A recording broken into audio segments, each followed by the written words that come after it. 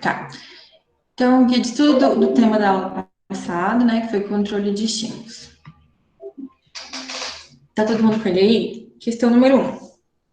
Uma característica do comportamento operante é que ele ocorre sob controle de estímulos. Explique qual a função estabelecida pelo estímulo discriminativo e a função estabelecida pelo estímulo delta. O que vocês responderam?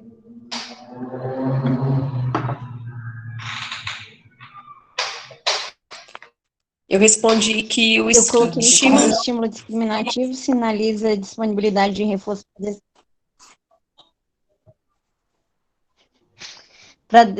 o discriminativo disponibilidade de reforço para determinada resposta, quando relacionado com reforço no passado. E o delta sinaliza indisponibilidade de reforço ou extinção de determinada resposta. É isso mesmo. Quer complementar, Jason? Não, era isso mesmo. É isso mesmo. É isso. Quando a gente fala de função, né, então a gente está falando de como que isso modifica o responder. O estímulo discriminativo, o SD, ele sinaliza a disponibilidade de reforçadores. Para que ele sinalize isso, é necessário que exista uma história de reforçamento na frente desse estímulo, né? E o estímulo delta, ele tem a função ao contrário do SD. Ele sinaliza que se eu responder, não vai acontecer nada. Então, ele sinaliza a extinção, indisponibilidade de reforçadores. Essa é a função dos estímulos. 2. Como discriminação... só uma coisa, aqui é importante dizer que o estímulo não é ele que mantém a resposta acontecendo, né? O SD não mantém a resposta acontecendo, não reforça o comportamento. O que reforça é o reforço. O SD, ele só me diz que aqui é alta a probabilidade de que tenha reforço, tá? Se eu me comportar aqui, eu vou ser reforçado. Se, por um acaso, deixar de ter reforço na presença do SD, ele vai perder a função dele de estímulo discriminativo, porque se não tem mais reforço na frente do SD, ele vai se tornar um SD. Aí ele perde a função dele. 2. Como discriminação significa mudança de comportamento com mudanças de estímulo, toda discriminação envolve pelo menos duas condições de estímulo, dois contextos. Toda discriminação resulta de uma história. Explique como esse trecho está relacionado ao treino discriminativo. Então, eu peguei esse lado do livro do Bauer, em que ele fala sobre controle de estímulos. O que isso quer dizer? A discriminação significa mudança do comportamento com mudança de estímulo. Então, para eu saber que há discriminação, eu tenho que observar que o comportamento ele é diferente na presença de um estímulo do que ele é no outro. Se eu só tenho uma condição de observação, se eu só observo o comportamento do rato quando a luz está acesa, eu não sei se aquela luz tem a função de SD para esse rato, porque ele pode estar respondendo só sob controle do reforço. Eu preciso de ter uma condição em que a luz não está presente para saber se o comportamento continua igual. Isso que a gente chama de treino discriminativo, né? Para eu fazer um treino discriminativo, então para eu ensinar para esse rato que a luz é um SD, eu tenho que ter uma condição em que a luz não está presente e que não tem reforçadores. O treino discriminativo, então, é isso, né? Eu apresentar um estímulo que vai ser correlacionado com o reforço e um estímulo que não vai ser correlacionado com o reforço. E isso é uma história, tá? Isso é a história do organismo. Passar pelo treino discriminativo. O treino discriminativo, ele é resultante de uma história, né? Na verdade, o comportamento discriminado, ele só acontece discriminadamente porque antes teve essa história de um treino discriminativo. Tá claro? Prof, Diga. aqui você pediu para explicar como esse trecho, né, está relacionado ao treino discriminativo. Eu coloquei assim que eu coloquei alguma coisa com relação ao reforço diferencial, porque quando a resposta é reforçada na presença de determinado estímulo, não tem consequência em outro, né? Então, ficou um pouco vago a minha resposta. O que eu poderia complementar a mais além disso? Você foi no caminho certo mesmo. O treino discriminativo, ele é um reforço diferencial, em que o reforço é apresentado na presença do estímulo e não é apresentado quando o estímulo não está presente, né? Tá certo, Okay. Você trouxe essas duas condições que o autor citou aqui. né? Tudo bem, então. Existe a mudança de contexto. Aí é só falar, então, um pouco da história, talvez, né? Que isso vai resultar numa história em que aquele reforço, ele foi correlacionado com aquele estímulo. Ok. 3. Para que ocorra a generalização operante, deve ocorrer um treino discriminativo com estímulos semelhantes ao estímulo discriminativo. A frase acima está incorreta. Justifique e mostre como torná-la verdadeira. Então, alguém não entendeu por que ela está incorreta? Na generalização, né, a graça da generalização, tanto na respondente quanto na operante, é que a resposta, ela passa a ser emitida na operante e eliciada lá na respondente, na presença de estímulos que não fizeram parte do treino. Então, se precisasse passar pelo treino, não é generalização, é treino. A generalização se refere a um fenômeno em que o organismo passa a responder frente a estímulos que sejam semelhantes ao estímulo em que ele foi treinado antes. Então, se o rato foi treinado numa luz vermelha, o rato não. O pombo, ele vai responder também às diferentes gradações desse vermelho. E quando o vermelho vai ficando cada vez mais distante daquele vermelho em que ele foi treinado, se aproximando mais de um rosa, por exemplo, aí o animal não responde mais, tá? O rato responde a cor, né? O rato responde só se tem luz ou não. Oi, a gente poderia pensar que tem luz diferente. A minha resposta foi mais ou menos assim, justificando, né, para tornar verdadeira, eu coloquei, quando os estímulos físicos semelhantes a um SD aumentam, a probabilidade da resposta, mesmo que não tenham passado por um treinamento. Então, nesse caso aí, ela não está generalizada, né? Repete. Quando os estímulos físicos semelhantes a um SD aumentam a probabilidade da resposta, mesmo que não tenham passado por um treinamento discriminativo. Está generalizado. Teve generalização, porque os estímulos que não passaram pelo treino também estão evocando a resposta. Tá, então eu não consegui torná-la verdadeira. Eu continuei falando a mesma coisa que é negativo, que é incorreto.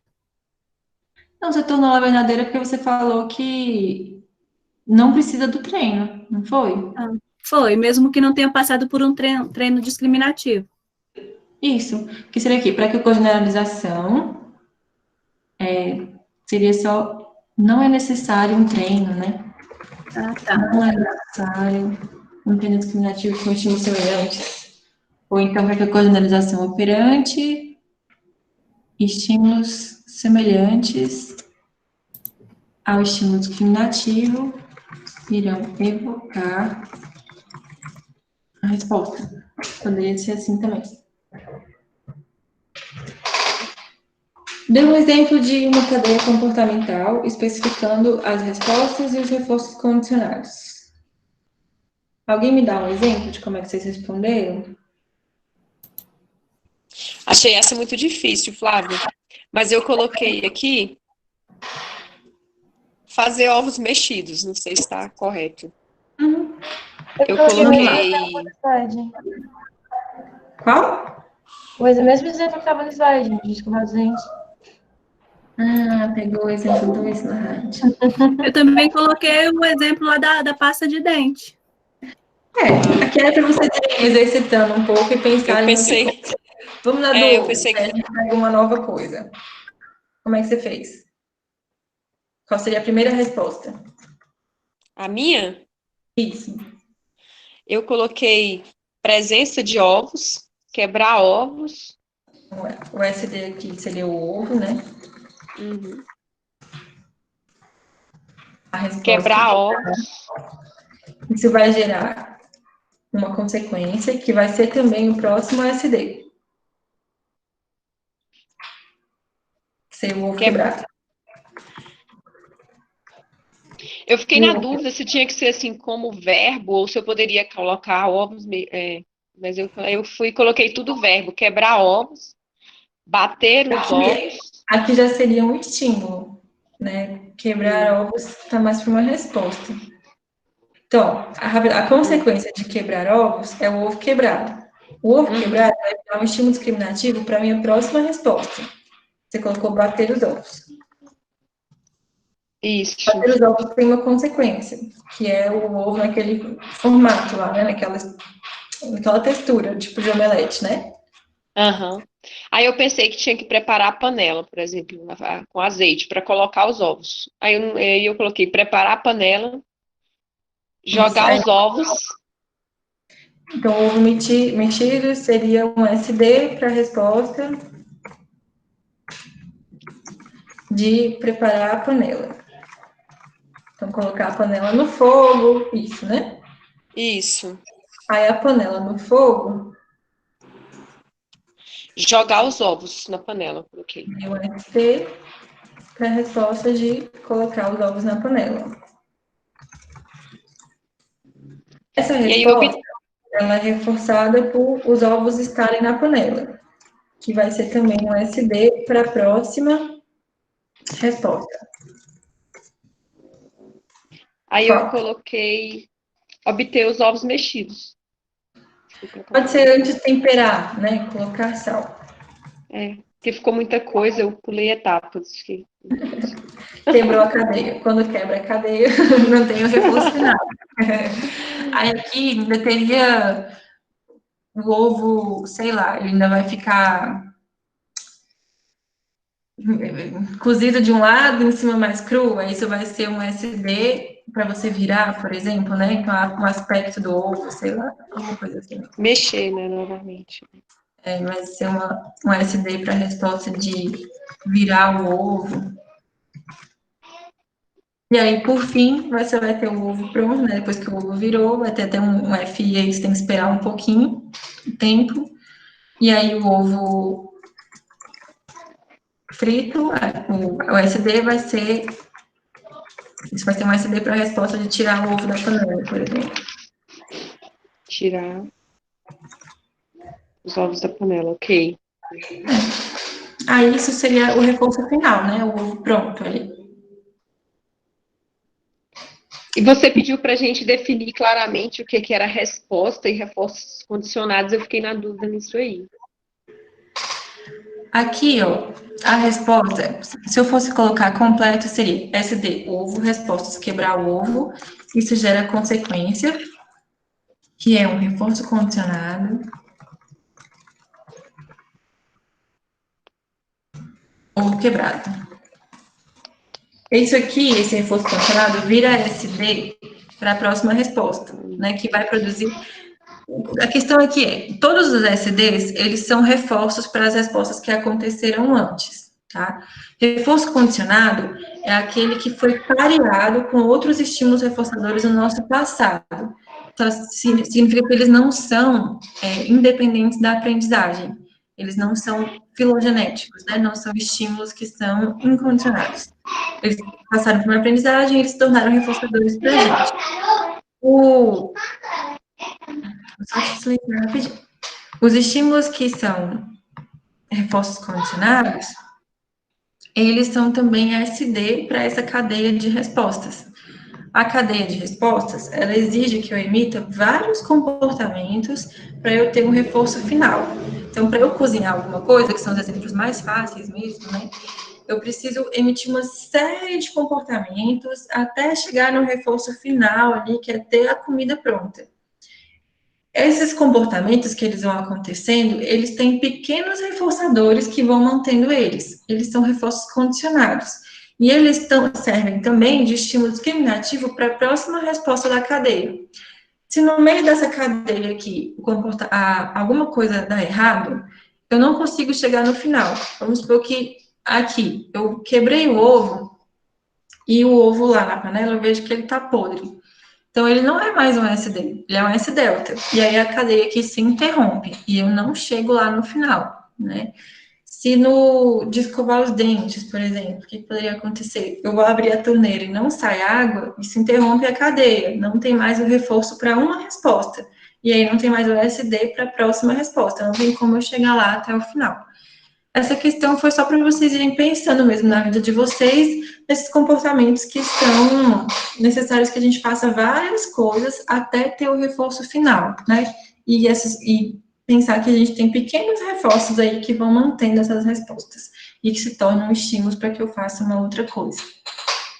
Se eu pensar em dirigir, por exemplo, o reforço de dirigir é eu chegar em determinado lugar. Se eu vou dirigir daqui até a faculdade, o reforço é chegar lá, mas eu tenho que passar 20 quilômetros até chegar. Então, meus comportamentos, eles vão sendo mantidos por outras coisas até eu chegar, né?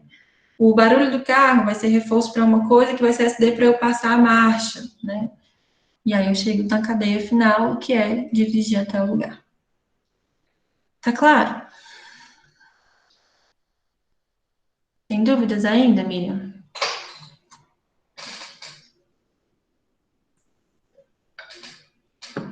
Então, prof, não, eu achei que eu estava muito fora do caminho, mas depois que eu vi aí a correção das respostas, até que eu vi que eu tenho alguma noção. Eu preciso ler realmente o assunto, ler, reler, e aí, quando eu tiver dúvida, eu vou te sinalizar de alguma forma para a gente tirar essas dúvidas aí. Beleza, estou disponível aqui sempre. Tá bom? Obrigada. Então tá bom, gente. Por hoje é isso, tá? Bom feriado para vocês, na próxima terça.